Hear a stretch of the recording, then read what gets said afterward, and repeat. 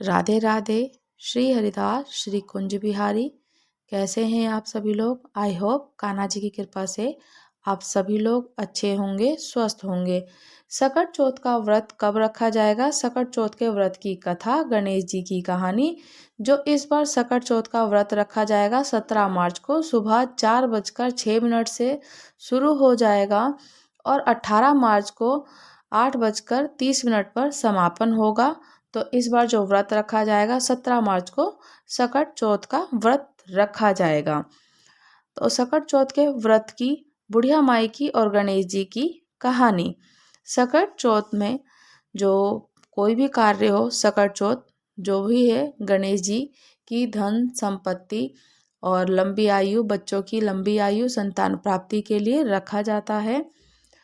एक बुढ़िया माई थी, मिट्टी के गणेश जी की पूजा करती और रोज बनाती और रोज ढह जाते, रोज बनाती रोज ढह जाते गणेश जी। तो बुढ़िया माई, एक सेठ का घर बन रहा था और सेठ का घर बन रहा था तो उनकी मिस्त्री के पास जाकर बोली कि मेरे पत्थर का गणेश जी बना दो। तो मिस्त्री बोलते हैं जितनी देर में हम तेरा पत्थर का गणेश जी गढ़ेंगे तो उतनी देर में तो हम दीवार ही चिन लेंगे। तो बुढ़िया माई बोली कि राम करे तुम्हारी दीवार ही टेढ़ी हो जाए और तुम्हारी दीवार टेढ़ी हो जाए। ये कहकर बुढ़िया माई चल देती हैं। मिस्त्री लोग जैसे दीवार चिने तो वो दीवार बार बार टेढ़ी हो जाए और ढादे में, बार बार चिनाई होती तो टेढ़ी हो जाए तो वो ढादे में। इस तरह करते करते सुबह से शाम हो गई। शाम को सेठ आया। उसने कहा मिस्त्री से कि अभी तक कुछ नहीं किया। तो मिस्त्री बोलने लगे कि एक बुढ़िया आई थी और वह कह रही थी कि मेरे पत्थर का गणेश गढ़ दो। हमने नहीं गढ़ा। तो उसने कहा कि तुम्हारी दीवार टेढ़ी हो जाए, तब से दीवार सीधी बन ही नहीं रही है। तो सेठ ने बुढ़िया माई को बुलाया और सेठ ने कहा कि हम तेरा सोने का गणेश जी गढ़ देंगे, हमारी दीवार सीधी कर दो। सेठ ने बुढ़िया को सोने का गणेश जी गढ़ के दे दिया। तो सेठ की दीवार सीधी हो गई। जैसे सेठ की दीवार सीधी हुई वैसे ही सबकी दीवार को सीधी करना। सकट चौथ का जो व्रत रखा जाता है संतान प्राप्ति के लिए ही रखा जाता है। एक बुढ़िया थी, वो बहुत गरीब थी और अंधी भी थी। उसके एक बेटा और बहू थे। वह बुढ़िया सदैव ही पूजा पाठ किया करती थी और गणेश जी की प्रिय भक्त थी। तो एक दिन गणेश जी उनकी पूजा से प्रसन्न हो गए और उनके सामने, बुढ़िया माई के सामने प्रकट हो गए। तो वह उस बुढ़िया से बोले कि बुढ़िया माँ, मैं तुम्हारी भक्ति से बहुत प्रसन्न हूँ, तुम जो चाहे वर मांग लो। तो बुढ़िया बोली मुझसे तो मांगना नहीं आता है, कैसे मांगूं और क्या मांगूं? तो गणेश जी बोलते हैं कि अपने बेटे बहू से पूछ कर मांग लो। तब बुढ़िया माई ने अपने बेटे से कहा और बहू से कहा कि गणेश जी कहते हैं कि तू कुछ मांग ले, बता मैं क्या मांगू। तो बेटे ने कहा कि तू धन मांग ले। बहू ने बोला, तो बहू से पूछा गया तो बहू ने कहा कि आप अपने लिए एक नाती पोता मांग लो। तब बुढ़िया ने सोचा ये तो अपने अपने मतलब की बात कर रहे हैं। तो उस बुढ़िया ने पड़ोसन से पूछा। तो उसने कहा कि बुढ़िया, तू तो थोड़े दिन ही जिएगी, क्यों ना कि तू धन मांगे और क्यों नाती मांगे, तो तू अपनी आँख की रोशनी ही मांग ले जिससे तेरी जिंदगी आराम से कट सके। इस पर बुढ़िया बोली, अगर आप प्रसन्न हैं तो मुझे 9 करोड़ की माया, निरोगी काया, अमर सुहाग, आंखों की रोशनी, नाती पोता दें और सब परिवार को सुख दें, अंत में मुझे मोक्ष दें। माता सबसे बुढ़िया माई सबसे पूछ करके ऐसे जाती है और गणेश जी से ये सब कुछ कह देती हैं कि मुझे 9 करोड़ की माया हो, निरोगी काया हो, अमर सुहाग हो, आंखों की रोशनी दें, नाती पोते का सुख दें और सब परिवार को सुख दें, अंत में मुझे मोक्ष दें। ये सुनकर गणेश जी बोले, बुढ़िया माँ, तुमने तो हमें ठग लिया, फिर भी तूने जो मांगा है वचन के अनुसार सब तुझे मिलेगा। ये कहकर गणेश जी अंतर्ध्यान हो गए।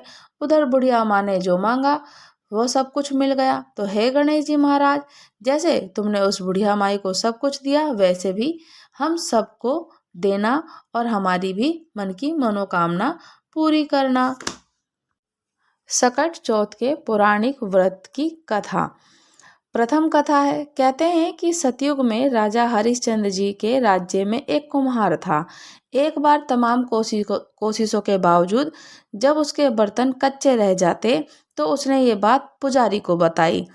उस पुजारी ने बताया कि उस किसी छोटे बच्चे की बलि से ही ये समस्या दूर हो जाएगी। इसके बाद उस कुम्हार ने एक बच्चे को पकड़कर आवा में डाल दिया और वह सकट चौथ का दिन ही था। काफी खोजने के बाद जब उसकी माँ को उसका बेटा नहीं मिला तो गणेश जी के समक्ष सच्चे मन से प्रार्थना की। उधर जब कुमार ने सुबह उठकर देखा तो आवा में उसके बर्तन तो पक गए लेकिन बच्चा भी सुरक्षित था। इस घटना के बाद कुम्हार बहुत डर गया और राजा के समक्ष पहुंचकर पूरी कहानी बताई। इसके पश्चात राजा ने बच्चे और उसकी माँ को बुलाया तो माँ ने सकट चौथ को बताया और संकटों को दूर करने की सकट चौथ के व्रत की महिमा का वर्णन किया। तभी से महिलाएं अपनी संतान और परिवार के सौभाग्य और लंबी आयु के लिए व्रत करने लग गईं। सकट चौथ का व्रत इसी प्रकार से किया जाता है। सकट चौथ के व्रत की साहूकार और साहूकारनी की कथा। एक साहूकार और एक साहूकारनी थे और वो कभी भी धर्म पुण्य को नहीं मानते थे। इसके कारण उनके कोई बच्चा नहीं था। तो एक दिन साहूकारनी पड़ोसी के घर गई। उस दिन सकट चौथ था। वहां पड़ोसन सकट चौथ की पूजा करने के लिए कहानी सुना रही थी। तो साहूकारनी ने पड़ोसन से पूछा कि तुम क्या कर रही हो। तब पड़ोसन बोली कि आज चौथ का व्रत है इसलिए कहानी सुना रही हूँ। तब साहूकारनी बोली कि चौथ के व्रत करने से क्या होता है। तब पड़ोसन बोली इसे करने से अन्न धन सुहाग पुत्र सब कुछ मिलता है। तब साहूकारनी ने कहा यदि मेरा गर्भ रह जाए तो मैं 1.25 सेर तिलकुट करूंगी और चौथ का व्रत करूंगी। श्री गणेश भगवान की कृपा से साहूकारनी के कुछ समय के बाद गर्भ रह गया तो वह बोली कि मेरे लड़का हो जाए तो मैं 2.5 सेर तिलकुट करूंगी। फिर कुछ दिन के बाद उसके लड़का भी हो गया। वह बोली कि हे चौथ भगवान मेरे बेटे का विवाह हो जाएगा तो मैं 5.25 सेर का तिलकुट करूंगी। तो कुछ सालों के बाद उसके बेटे का विवाह भी तय हो गया पर उसके बेटे का विवाह करने चला गया लेकिन उस साहूकारनी ने तिलकुट नहीं किया। इस कारण से चौथदेव क्रोधित हो गए। उन्होंने फेरों से उसके बेटे को उठाकर पीपल के पेड़ पर बिठा दिया। सभी को वर को खोजने लग गए। सभी लोग वर को खोजने लगे, वो नहीं मिला। सब लोग हताश होकर सारे लोग अपने अपने घर को लौट आए। इधर जिस लड़की ने साहूकारनी के लड़के का विवाह होने वाला था वह अपनी सहेलियों के साथ गणगौर पूजन के लिए जंगल में दूब लेने गई। सभी रास्ते में पीपल के पेड़ से आवाज आती है, ओ मेरी अर्धब्याही। ये बात सुनकर जब लड़की घर आई उसके बाद वे धीरे धीरे सूख के कांटा होने लगी। एक दिन लड़की की माँ ने कहा कि मैं तुम्हें अच्छा खिलाती हूँ, अच्छा पहनाती हूँ, फिर तुम सूखती जा रही हो, ऐसा क्यों। तब लड़की अपनी माँ से बोली कि जब मैं दूब लेने जाती हूँ तो पीपल के पेड़ से एक आदमी बोलता है कि ओ मेरी अर्धब्याही। उसने मेहंदी लगा रखी है और सेहरा भी बांध रखा है। तब उसकी माँ ने पीपल के पेड़ के पास जाकर देखा, यह तो उसका जमाई है। तब उसकी माँ ने जमाई से कहा, यहाँ क्यों बैठे हो, मेरी बेटी तो अर्धब्याही कर दी और अब क्या लोगे। साहूकारनी का बेटा बोला कि मेरी माँ ने चौथ माता के लिए तिलकुट बोला था लेकिन नहीं किया, इसलिए चौथ माता नाराज होकर मुझे यहाँ बैठा दिया है। यह सब कुछ सुनकर उनकी लड़की की माँ उस लड़की की माँ साहूकारनी के घर गई और उनसे पूछा कि तुमने सकट चौथ को कुछ बोला है क्या। तब साहूकारनी बोली कि तिलकुट बोला था। उसके बाद साहूकारनी बोलती कि तिलकुट बोला था। तो साहूकारनी बोली कि मेरा बेटा घर आ जाएगा तो मैं 2.5 मन का तिलकुट करूंगी। इससे श्री गणेश भगवान और प्रसन्न हो गए और उसके बेटे को फेरे में लाकर बैठा दिया। बेटे का विवाह धूमधाम से हो गया। जब साहूकारनी के बेटे का और बहू घर आए तब साहूकरनी ने 2.5 मन तिलकुट किया और बोली कि हे चौथदेव, आपके आशीर्वाद से मेरे बेटा बहू घर आए हैं, जिससे मैं हमेशा तिलकुट करके व्रत करूंगी। इसके बाद सारे नगर के वासियों ने तिलकुट के साथ सकट व्रत करना प्रारंभ कर दिया। तो हे सकट चौथ, जिस तरह साहूकारनी को बेटे और बहू से मिलवाया, वैसे ही हम सबको भी मिलवाना। इस कथा को पढ़ने से, सुनने से सभी का भला करना।